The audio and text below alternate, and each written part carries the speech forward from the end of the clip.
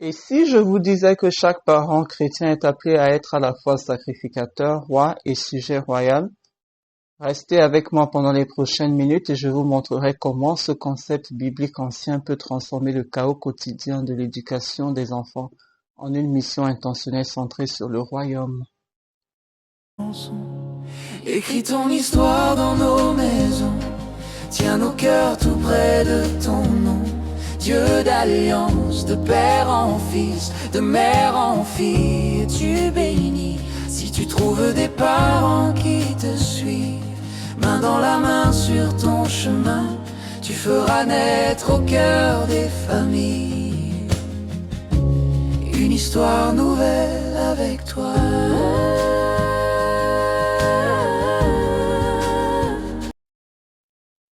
Bienvenue à nouveau sur le sentier de l'Alliance, l'émission où nous explorons comment les Écritures rencontrent la vie quotidienne des parents.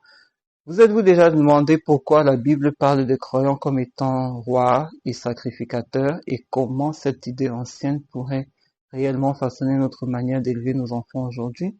Plongeons-nous-y. Commençons tout d'abord par un petit rappel. Dans un numéro précédent intitulé Autel, Alliance et Sacrifice, nous avions déjà défini les autels comme des interfaces entre les royaumes physiques et spirituels, et nous avions brièvement abordé la façon dont les autels, les alliances et les sacrifices peuvent façonner notre cheminement parental. Et dans ce numéro actuel, j'aimerais aborder un aspect que nous n'avions pas traité la dernière fois, celui qui est la prêtrise. En effet, si un autel est une interface entre les mondes physiques et spirituels, un point de rencontre entre les humains et les esprits, il ne peut exister d'autel vivant sans la prêtrise humaine. Et quand on regarde le dictionnaire biblique Easton, on se rend compte que la définition de prêtre, c'est en fait entre guillemets celui qui offre des sacrifices. Et l'équivalent hébreu du mot prêtre est Kohen, tandis que sa traduction latine est sacerdos. Et bien que le terme prêtre apparaisse pour la première fois dans le livre de la Genèse au chapitre 14, le concept de prêtrise remonte aussi loin que l'histoire humaine, juste après la chute de l'homme. En effet, on peut voir dans Genèse chapitre 4 que Caïn et Abel offraient des sacrifices à Dieu déjà, et c'est quelque chose qui n'existait pas lorsque Adam et Ève vivaient encore sans péché dans la gloire de Dieu. Ainsi, dans l'application initiale de la prêtrise, du concept de prêtrise, les hommes présentaient leur propre sacrifice à Dieu. Et par la suite, après Genèse chapitre 4, on voit par la suite ce rôle de prêtrise là migrer vers les chefs de famille. En effet, tout au long du livre de la Genèse, nous pouvons lire que les patriarches, que ce soit Noé, Abraham, Isaac, Jacob, entre autres, ils construisaient des autels et ils offraient des sacrifices à Dieu. Et ça influençait leur famille. Ils agissaient en d'autres termes comme prêtres en fait pour leur foyer. Et plus tard, on voit dans la loi lévitique établie par Moïse la fonction sacerdotale attribuée à une tribu spécifique en Israël, qui est celle de Lévi. Et cette loi lévitique-là, la loi de Moïse, détaille des exigences très très élaborées pour la consécration de certains individus à ce ministère-là, à ce ministère de prêtrise. Et à ce stade, que ce soit dans Exode, Deutéronome, Lévitique, les devoirs des prêtres en fait étaient multiples, mais ils étaient centrés sur deux responsabilités principales. Numéro un, c'est de se tenir comme médiateur entre le peuple et Dieu. Et en deuxième, ils avaient le rôle d'offrir des différents sacrifices requis par la loi mosaïque. En d'autres termes, les prêtres dans le concept de l'Ancien Testament étaient des gardiens de l'autel et ils étaient aussi des gardiens de l'alliance que Dieu avait établie avec leur ancêtre Abraham, lorsqu'il avait juré par lui-même qu'il bénirait Abraham ainsi que ses descendants. Et à cette époque-là, il y avait tellement de lois cérémonielles et d'exigences qui entouraient la prêtrise que seuls quelques élus pouvaient exercer cette fonction en fait. Cependant, il est intéressant de remarquer qu'au passage d'Exode 19, chapitre 19, versets 3 à 6, le Seigneur déclare « Dis ceci à la maison de Jacob et dis aux Israélites. Vous avez vu ce que j'ai fait aux Égyptiens, comment je vous ai porté sur les ailes d'aigle et je vous ai emmené à moi.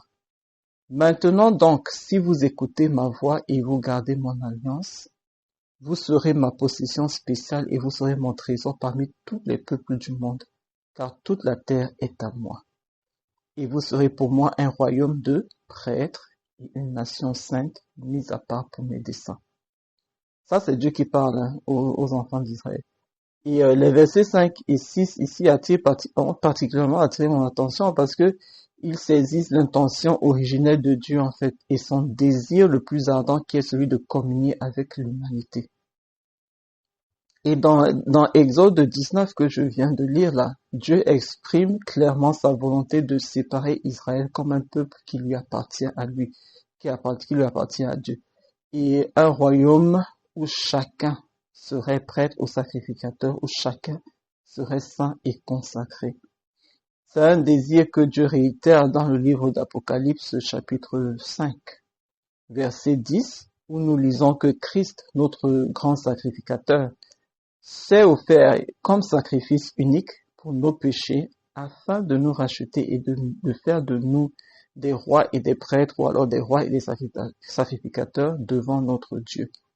C'est une vocation sacrée, c'est un destin glorieux que Dieu nous a réservé. Et si effectivement il n'y a aucune prêtrise humaine particulière qui n'est requise et que le terme prêtre s'applique désormais à chaque véritable croyant, il nous incombe de connaître à la fois nos privilèges et nos responsabilités. Parce que comme je disais un peu plus haut, dans Apocalypse chapitre 5, verset 10, bon, je vais lire un peu pour clarifier. Je lis, car c'est-à-dire tu ici, fait référence à Christ.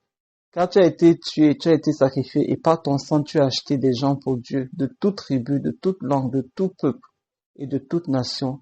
Tu les as fait devenir un royaume et des prêtres pour notre Dieu et ils règneront sur la terre. Ça, c'est notre destinée à tous ceux qui croient en Jésus.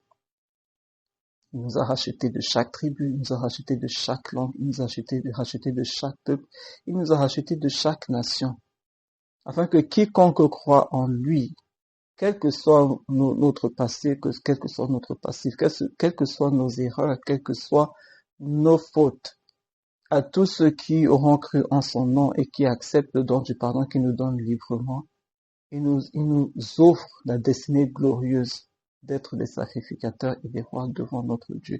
Et il dit que tous ceux qui acceptent cette invitation-là, son pardon gratuit, l'invitation à devenir ses fils, régneront avec lui. Et donc, comme je disais, si c'est ça, le destin que Dieu a préparé pour chaque chrétien, au-delà de la vie que nous vivons temporairement sur cette terre, il nous incombe donc de connaître à la fois nos privilèges et nos responsabilités pendant que nous sommes sur cette terre. Et la première responsabilité, c'est que, en tant que sujet royaux de Dieu, nous sommes sous la juridiction de son royaume et nous rendrons finalement compte à lui de chaque aspect de nos vies. Mais oui, parce que si nous sommes un royaume de sacrificateurs, nous avons un roi. Et en tant que sujet royaux, nous rendons des comptes à notre roi. Numéro 2, en tant que prêtre, en tant que sacrificateur, nous avons un accès libre à Dieu. Nous n'avons plus besoin de médiateur, donc nous pouvons entrer librement et directement dans sa présence avec des sacrifices de louange, des actions de grâce, des pétitions, des intercessions, etc., etc. Et numéro 3, en tant que roi sous le Christ qui est le roi des rois, nous disposons chacun d'une autorité, d'une sphère d'influence dans divers domaines que nous devons exercer afin d'étendre le royaume de Dieu. Bon, quel rapport cela a-t-il avec la parentalité, et surtout la parentalité moderne, pourriez-vous me demander? Mais il y a un rapport. Il y a un rapport très étroit, il y a un rapport important. Et le premier, c'est que en tant que croyant, entre guillemets, sujet royaux, donc voyez-vous, comme si vous êtes un croyant, si vous êtes enfant de Dieu, vous êtes un sujet royal. Vous et moi, nous sommes des sujets royaux, parce que nous appartenons à un royaume. Et en tant que croyants au sujet royaux, nous sommes d'abord citoyens du royaume, avant d'être parents. Et savoir que nous rendrons finalement compte au Seigneur de chaque aspect de notre vie, y compris nos décisions parentales, Ça peut vraiment nous aider les jours où nous serions tentés de céder à la pression des pères ou aux crises de colère de nos enfants et de dire oui à des choses que nous savons au fond de notre cœur que Dieu n'approuverait pas. Voilà. Et numéro 2, c'est qu'en tant que prêtre, en tant que sacrificateur, si vous êtes croyant, vous êtes sacrificateur, vous êtes prêtre devant Dieu. Nous avons un accès libre au Seigneur, comme je le disais un peu plus haut, et cet accès libre au Seigneur, nous l'avons par le Saint-Esprit. En d'autres termes, nous ne sommes jamais seuls. Nous ne sommes jamais sans aide et nous ne sommes jamais sans espérance. Et comme le dit l'adage, s'il y a un homme pour prier, il y a un Dieu qui répond. Donc, tant qu'il y a un homme pour prier, Dieu est prêt à répondre et à étendre sa main et à se manifester. Et aussi, c'est important de nous souvenir que le Seigneur aime nos enfants infiniment plus que nous ne le ferons jamais. Et il désire ardemment s'associer à nous pour accomplir le destin qu'il a préparé pour chacun de nos enfants.